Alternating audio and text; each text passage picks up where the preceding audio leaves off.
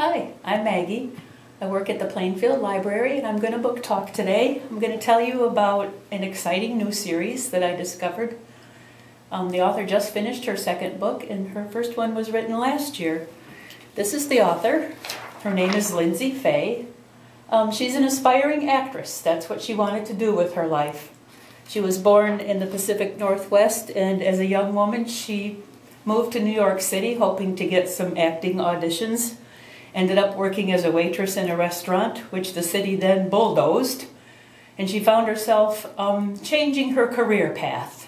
She'd always been interested in history and enjoyed researching. In fact, she spent numerous hours reading every single edition of the old New York Herald from the 1840s.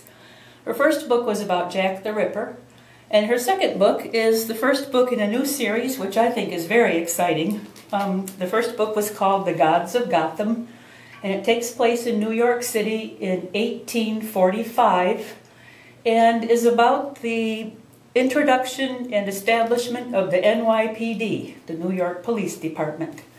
Let me tell you a little bit about the book in the author's words. She says, in the summer of 1845, following years of passionate political dispute, New York City at long last formed a police department. The same year, the potato, a crop that can be trusted to yield reliable nutrition from barren, limited space, picked up an infestation, a terrible blight in Ireland. These twin events would change the city of New York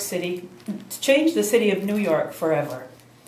The story is mainly about a young man whose name is Timothy Wilde. He's in his mid-20s and he works as a bartender. One fateful day in July of 1845, he was injured and disfigured in a terrible fire that started in lower Manhattan in a warehouse that stored whale oil and manufactured candles. And the fire spread to a nearby building where saltpeter was being stored. And there was a terrible explosion, and by the time the fire ended, it had completely destroyed over 300 buildings, killed 10 firemen and 46 civilians. And Timothy Wilde was burned and disfigured and was not able to return to his job as a bartender. As a bartender, young Tim learned a couple of things that helped him later on in his life and his career. He learned how to listen, and he learned how to observe. And those, if you are a fan of detective novels like I am, you know those are two of the primary talents that a good detective has. Tim's older brother Valentine is a firefighter and a Democratic Party official, and he also works for Tammany Hall. And when the police force was established, he offered a position to his younger brother Tim, and Tim proudly put on the Copper Star and became one of the first NYPD policemen. In those days, the policemen weren't detectives. They put on their stars and they took their billy club and they made rounds. And they were called roundsmen or rounders. And their job mainly was to prevent crime, not to investigate it.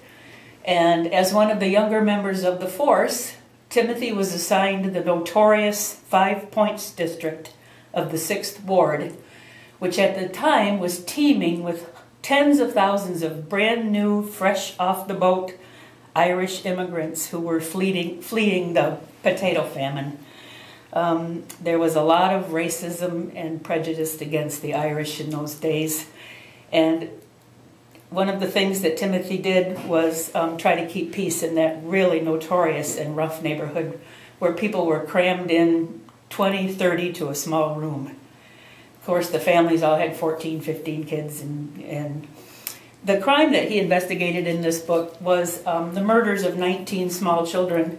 And it almost looked like, in fact, it was blamed on a Catholic cult because it looked like the children had been slashed on their torsos with the sign of the cross. And he did such a good job of investigating this crime that he was promoted to be one of the first detectives. And it was as a detective that the second book opens. And this one is called 7 for a Secret. And in this book, Timothy confronts one of the major criminal groups of the period. They're called blackbirders, and they kidnap free blacks, and it's almost the opposite of the Underground Railroad. Instead of helping them escape to the north, they drag them south and put them up in the slave markets of Washington, D.C. And these are the people that Timothy confronts in this book. He has to save a family from the blackbirders. These two terrific novels are the beginning of what I hope will be a long series. This one was nominated for an Edgar Award during the year it was published. And the author is hard at work on her third book, which hopefully will come out in 2014. And those are two books that I want to recommend to you this month.